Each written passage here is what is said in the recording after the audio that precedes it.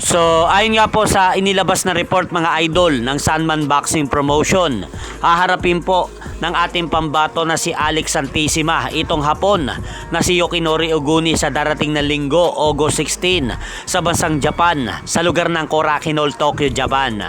At ito nga pang magaganap na laban nila ay magsisilbing 10-rounder non-title bout sa Super Bantamweight Division at under nga po ito ng Treasure Boxing Promotion ni Japanese promoter Masayuki Ito.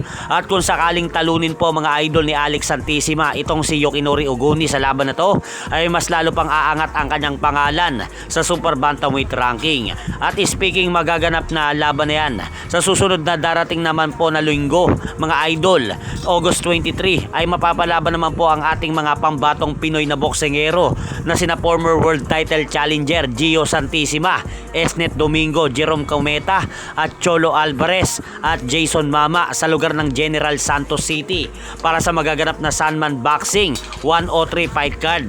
At sa magaganap na event na yan ng Sandman Boxing mga idol, mapapasama rin po dyan ang Japanese boxer na dating tinalo ni former 3 Division World Champion John Riel Casimero na si Tommy Sokoshi. Kaya abangan po natin yan. At sa kabilang banda naman po, muling binanatan na naman po ni former pound for pound king Terence Bud Crawford ang ating pambansang kamao Manny Pacquiao.